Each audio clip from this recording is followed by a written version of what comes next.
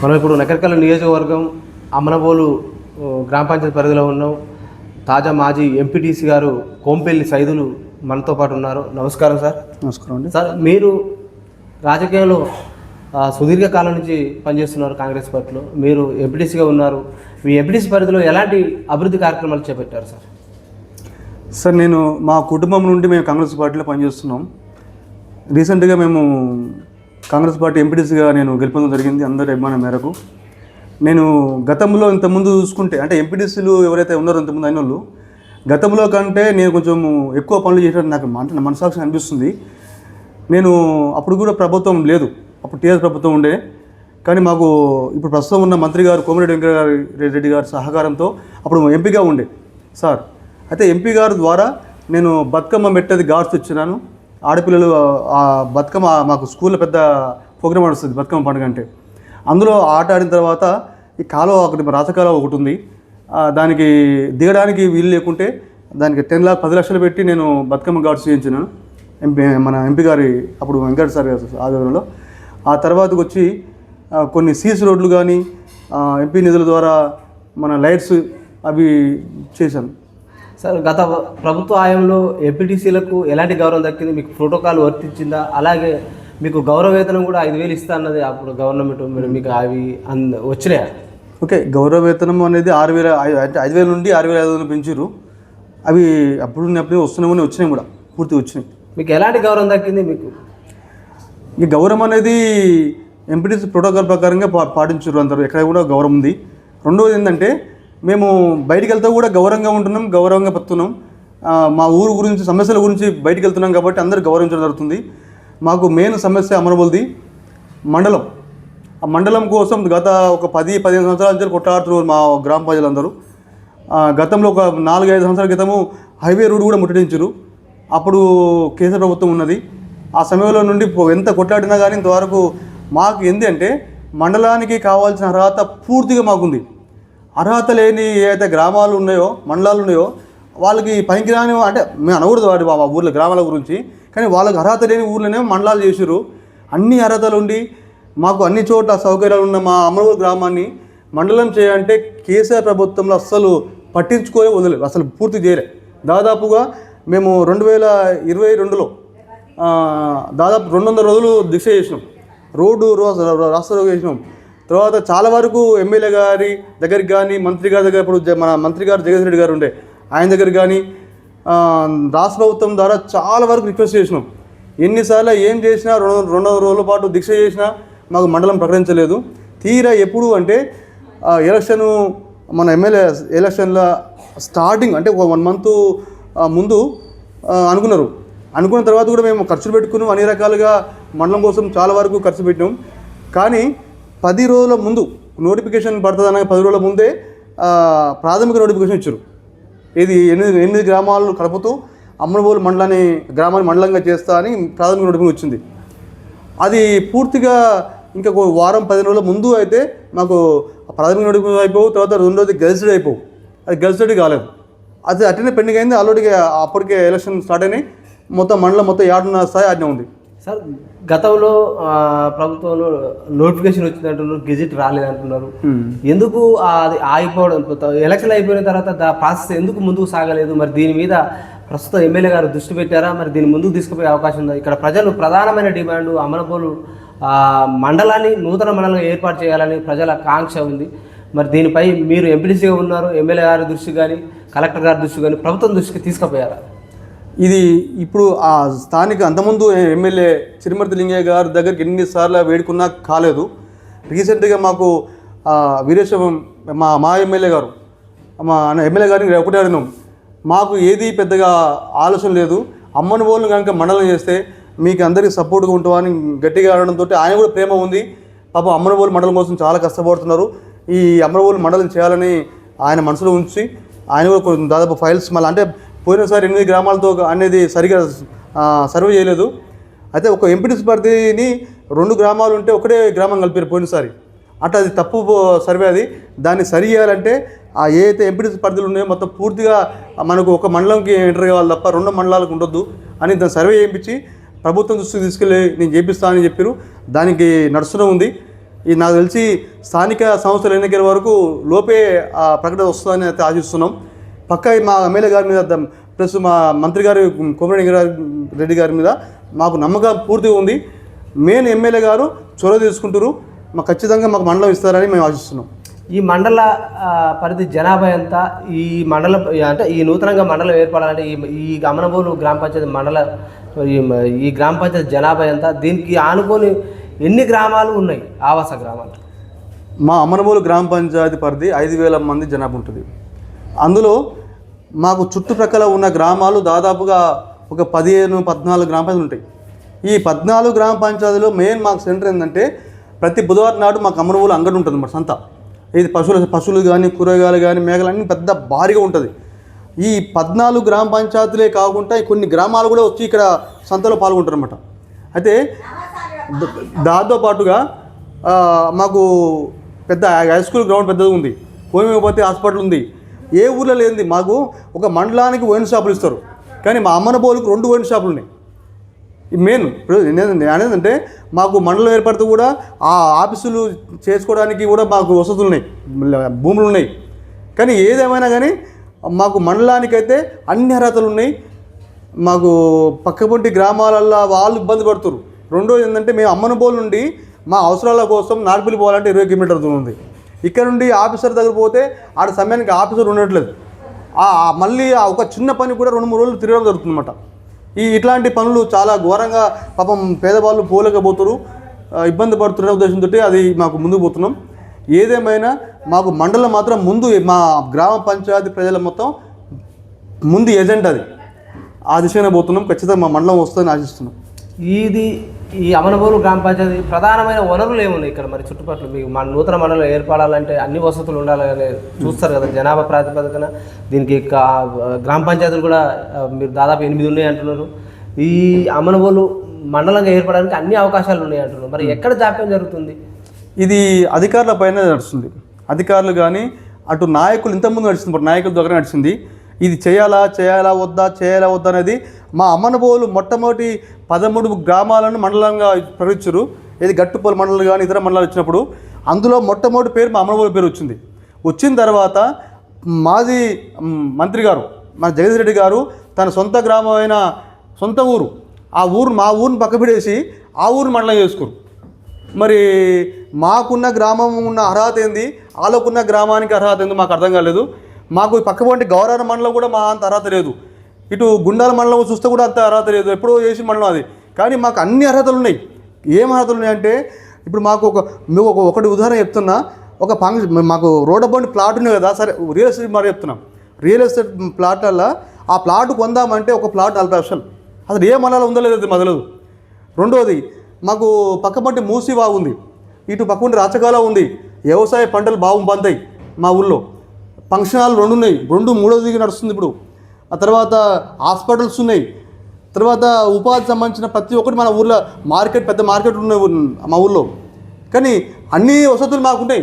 ఏ వసతి కూడా మేము గనక మండలం అయితే మళ్ళీ బయట ఊరు పోవడానికి అవసరం లేదు. మాకు హాస్పిటల్స్ చాలా ఉన్నాయి.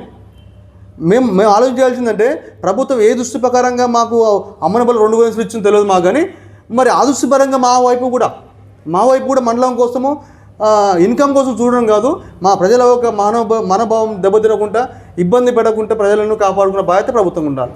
ఇక్కడ ప్రజలు కూడా ప్రధానంగా డిమాండ్ చేస్తున్నారు. అంటే ఈ అన్ని వనరులు ఉన్నాయి, అన్ని సౌకర్యాలు ఉన్నాయి. ఇక్కడ నూతన మండలంగా ఏర్పాటు చేస్తే మాకు అక్కడ పక్క మండలం కానీ జిల్లా పోవాలన్నా కూడా మాకు వ్యయ ప్రయాసాలు తగ్గుతాయి అంటున్నారు. మాకు స్థానికంగా ఉన్న ప్రజలు ప్రధానంగా డిమాండ్ చేస్తున్నారు. నూతన మండలం ఏర్పడాలని కూడా మా తెలుగు టీవీ తరఫున మేము ఆకాంక్షిస్తున్నాం. అలాగే ఈ మాజీ సర్పంచ్ ఆధ్వర్యంలో ఈ అమనబోలు గ్రామ పంచాయతీ ఏ విధంగా డెవలప్ జరిగింది? ఈ డెవలప్ అంటే అమనబోల్లో జరిగింది ఆయన ఆధ్వర్యంలో సీసీ రోడ్లు జరిగినాయి. సీసీ రోడ్లు ఎన్ఆర్ఈఎస్ కానీ ఇక తర్వాత కొన్ని పర్సనల్ నిధులు నుంచి కానీ సీసీ రోడ్డు మాత్రం కొన్ని ఒక 50% 60% రోడ్లు పోసినారు అందరు ఆధ్వర్యంలో.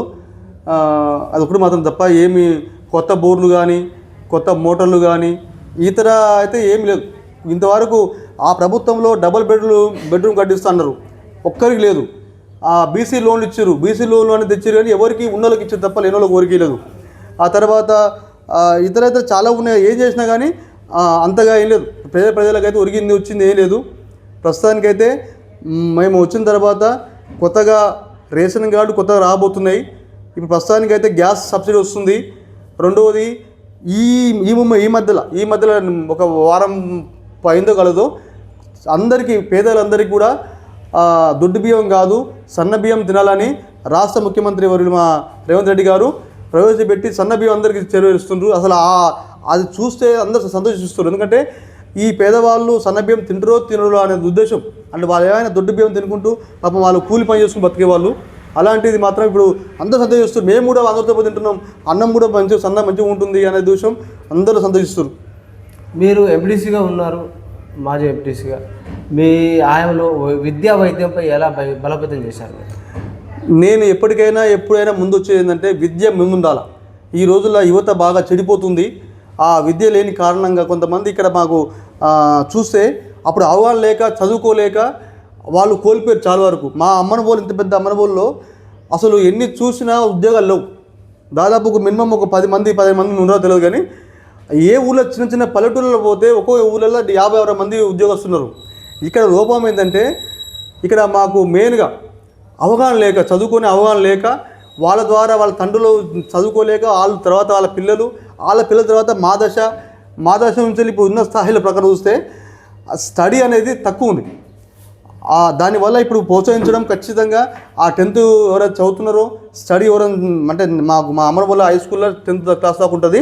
అందరూ కూడా విద్యార్థులు చెప్తున్నాం, అమ్మ మీ పిల్లల కోసం మీ తల్లిదండ్రుల కోసం మీ పిల్లలు మొత్తం ఒక తయారు కానీ ఒక తరం అనేది మీకు ముందస్తుకు పోవాలి. ఖచ్చితంగా మీ తల్లిదండ్రులు ఎంత కష్టపడి మీకు చదివిస్తున్నారో దానికి వాల్యూ ఉండాలంటే మీరు జాబులు పొందాలని చాలా వరకు రిక్వెస్ట్ చేసుకుంటూ వాళ్ళకి కావాల్సిన 10th క్లాస్ సంబంధించింది వాళ్ళకు తినడానికి ఫుడ్ కానీ ఇతర చదువుకొని అంటే సాయంత్రం పూట ట్యూషన్ లాగా పెడుతున్నమాట వేరే క్లాసులు. దానిలో కూడా హెల్ప్ చేస్తున్నాం. టీ కానీ ఇతర ఇస్తున్నాం. ఎవరైతే ఫస్ట్ క్లాస్ వచ్చిన వాళ్ళకు నేనే మా అమ్మగారి జ్ఞాపకం పడతాం. ఫస్ట్ క్లాస్ వచ్చిన వాళ్ళు 3000 పదార్లు, సెకండ్ వచ్చిన వాళ్ళకు 2000 పదార్లు, థర్డ్ వచ్చిన వాళ్ళు 1100 పదార్లు చొప్పున నేను ఆ బహుమతికి ఇస్తున్నాం. అంటే ఇట్లా ప్రోత్సహించుకుంటూ పోతే వాళ్ళు ముందు అవగాహన పెరుగుతుందనే ఉద్దేశంతో మేము చేస్తున్నాం. తర్వాత విద్య ఒక భాగం.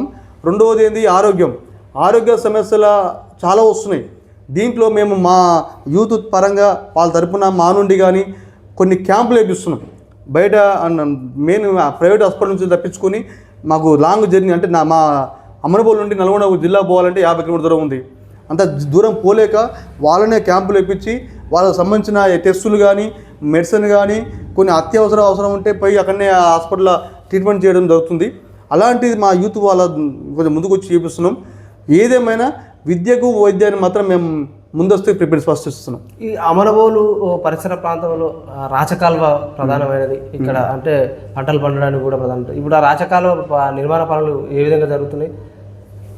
రాచకాలువ మాకు మెయిన్ గుండెకాయ. అది ఆ రాచకాలువ నుండి మాకు దామర్ చెరువు ఒకటి ఉంది. ఆ దామర్ చెరువు ఫుల్ ఉంటుంది. ఆ తర్వాత ఇక్కడ నుండి గవర్నమెంట్ ప్రాజెక్ట్ పోతుంది.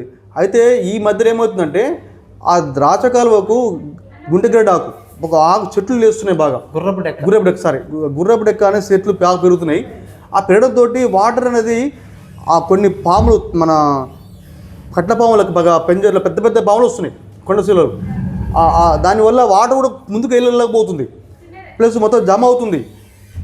వాస్తవంగా అయితే మాకు రైతులకు ఆ కాలువలో మోటార్లు వేసుకొని కొన్ని 100 ఎకరాలు సేద్యం చేసుకుంటారు.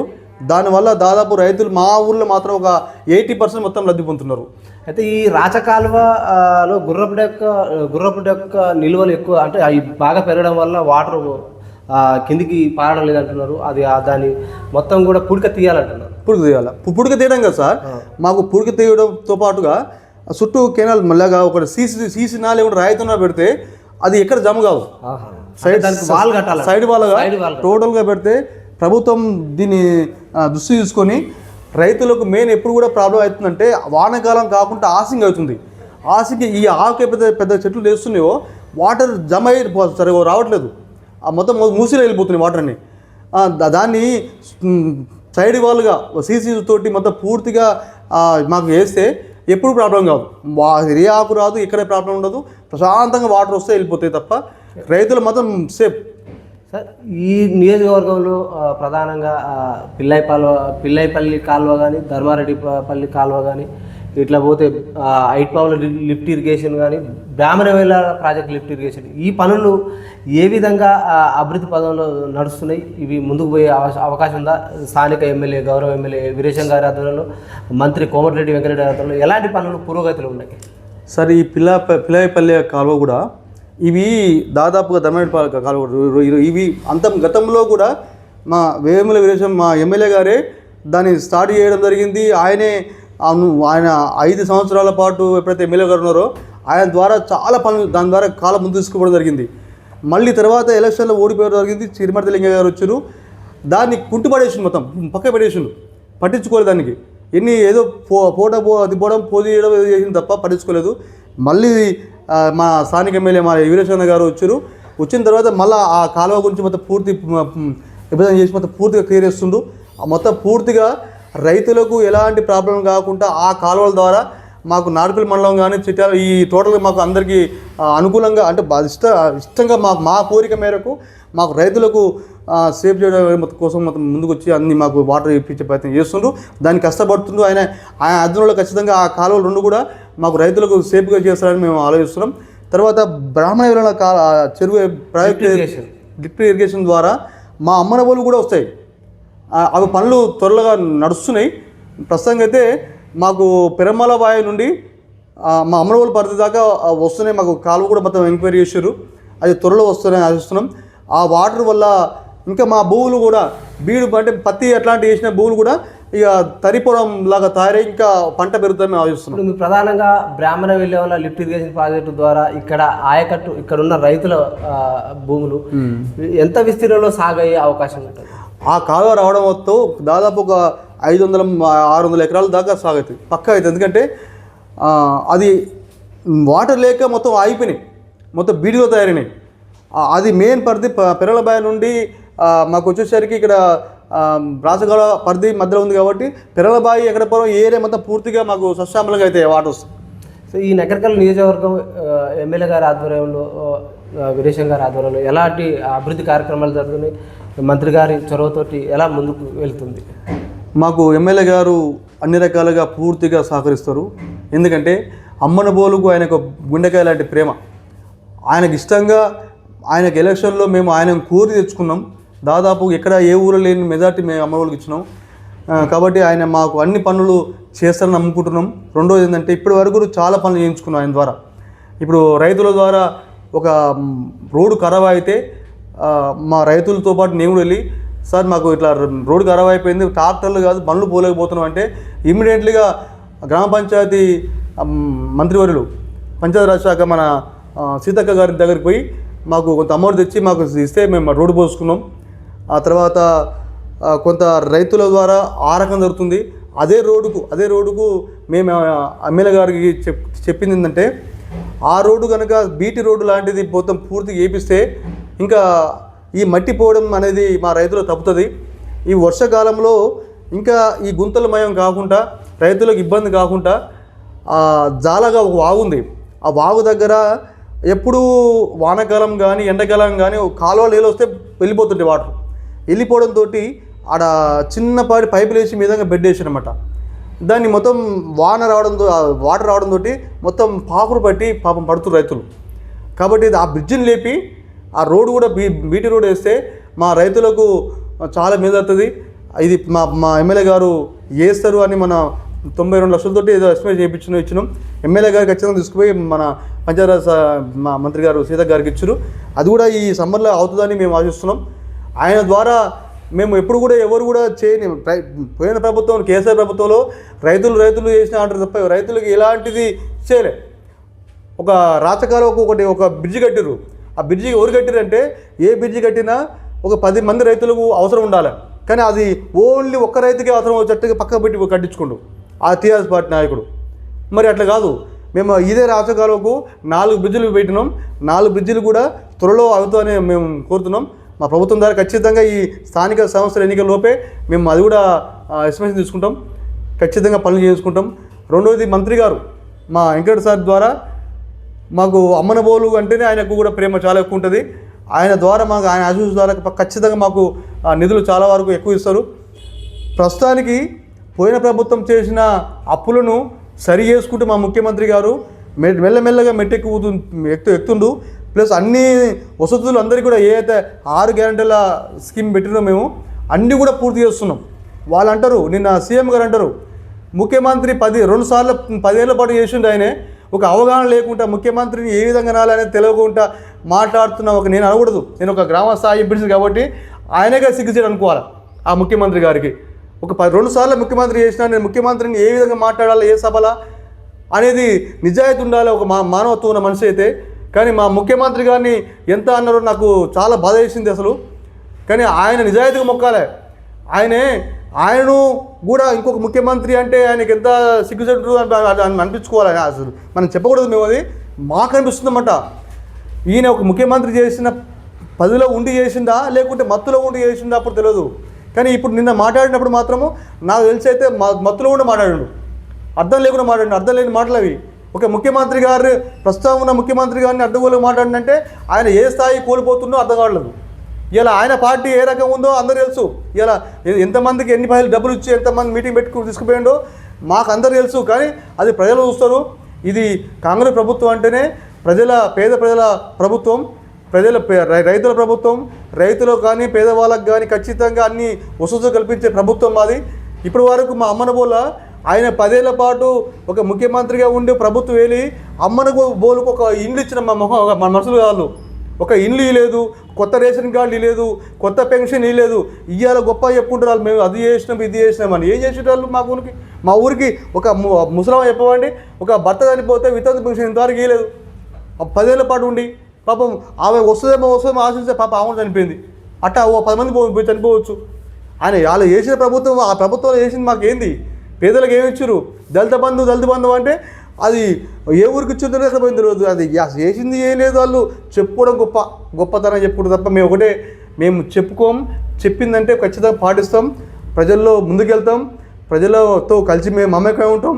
ప్రజలకు కావాల్సింది ఏతుందో అన్నీ వాళ్ళకు అనుకూలంగా చేస్తామని అందరికీ చెప్పుకుంటున్నాం. సార్ ఫైనల్గా సార్, కరోనా ఆపత్కాలంలో ప్రజలు అంటున్నమాట, కరోనా ఆపత్కాలంలో ఇప్పుడున్న ప్రజెంట్ ఎమ్మెల్యే గారు అందరికీ ఒక అన్నగా, ఒక ఇంటికి పెద్ద కొడుకులాగా ఉండి సౌకర్యాలు అంటే వాళ్ళందరికీ చేదోడు వాదులుగా ఉన్నారంటారు. ఇది ఎంతవరకు వాస్తవం? ఎస్, ఇంకా మాకైతే నేను అప్పుడు ఎంపీటీసీ కొనసాగుతున్నా.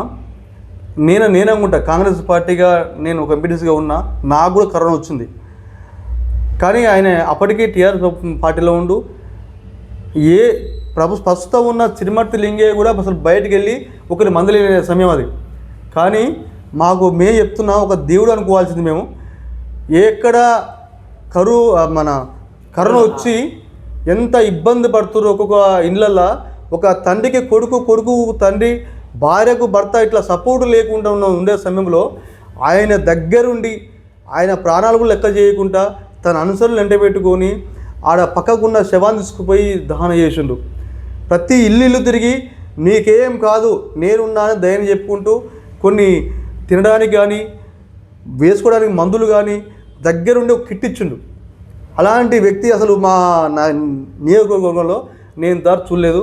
మేము అనుకుంటాం ఇప్పుడు ప్రస్తుతానికి మాకు ఆ దేవుడు అందుకే మాకు ఎమ్మెల్యే గారుగా గెలిపించడానికి అనుకుంటాం. కానీ ఆయన మాత్రం మాకు మా మండలం కానీ నియోజకవర్గం మొత్తం పూర్తి కానీ ప్రతి ఇల్లు తిరగని ఇల్లు లేదు. అలాంటి వ్యక్తి అసలు మళ్ళీ రావాలి. ఇట్లాంటి వ్యక్తులే ప్రజల సేవ కోసం ముందుకు వచ్చిన వ్యక్తులే మళ్ళీ మా ప్రజలు తిరగాలి, ఎప్పుడు కూడా మా ప్రజలు ఉండాలని కోరుకుంటున్నాం. మేము మా అమ్మగో గ్రామ పంచాయతీ చెప్పేదంటే అలాంటి వ్యక్తి కలకాలం చల్లగా ఉండాలని, ఆయన సేవలు మేము ఇంకా వినియోగించుకోవాలని మేము మనస్ఫూర్తిగా కోరుకుంటున్నాం. ఉద్దీపన ఫౌండేషన్ ఏర్పాటు చేశారు గౌరవ ఎమ్మెల్యే వీరేశం గారు.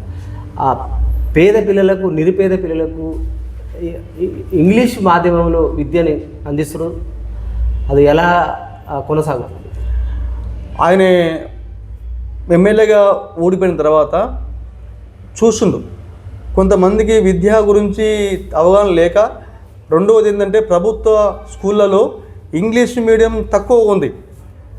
దీనికి ఇప్పుడున్న జనరేషన్ ప్రకారంగా ఇంగ్లీష్ అనేది ప్రధానంగా ముందు పోతుంది కాబట్టి ఖచ్చితంగా నేను ఒక ఫౌండేషన్ పెడతా. నా ద్వారా కొంతమంది విద్యార్థులు ముందస్తుగా ముందుకెళ్ళి తెలివిగా మారి కొన్ని సమాజంలో కూడా ముందుకెళ్తుంది అనే ఉద్దేశంతో తన సొంతంగా ఖర్చు పెట్టుకొని ఫౌండేషన్ పెట్టి ఆ ఉద్దీపన ఫౌండేషన్ పెట్టి ప్రతి ఒక్క స్కూళ్ళలో ఆ ఇంగ్లీష్ బోధించడానికి ఆ వాలంటీర్స్ పెట్టి ప్రతి నెలకు జీతాలు ఇచ్చుకుంటూ వాళ్ళకు సంబంధించిన బుక్స్లు ఇచ్చుకుంటూ ఎంత గొప్పగా చేసిందంటే మేము ఒకటేనండి, ఒక మనిషికి కావాల్సింది ఒక విద్య, ఒక వైద్యం.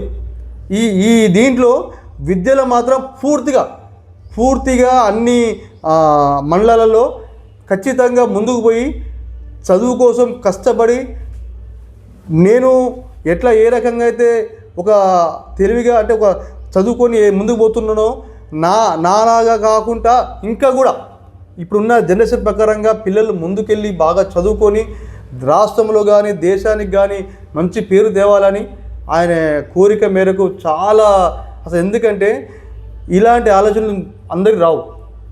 దాదాపుగా ఒక మహానుభావులు ఇట్లాంటి వాళ్ళకు వస్తుంది తప్ప మంచి చేసే వాళ్ళకు ఎప్పుడు మంచి జరుగుతుంది. సార్ ఫైనల్గా గ్రామాలు అభివృద్ధి చెందాలంటే ఎలాంటి నాయకుడిని ఎన్నుకుంటే అభివృద్ధి చెందుతుంది? ఓటర్లకు మీ అమరబోలు గ్రామ ప్రజలకు ఏం సూచన చేస్తారు మీరు? నేను ఒకటే చెప్తున్నా మా గ్రామ పంచాయతీ ప్రజలకి, ఒక గ్రామ పంచాయతీ ముందుకెళ్ళాలంటే ఆ నాయకుడి లక్షణాలు గట్టిగా ఉండాలి, ప్రజల్లో తిరుగుతుండాలి, ప్రజల సమస్యలు తెలుసుకోవాలి, వాళ్ళకి కావాల్సిన ఏందో సమకూర్చాలి. అంతే కానీ బయట వండుకుంటూ బయట బిజినెస్ చేసుకుంటూ ఇక బిజినెస్ల కోసము ఈ రాజకీయాలు వాడుకుంటూ చేసే నాయకుడు కాదు.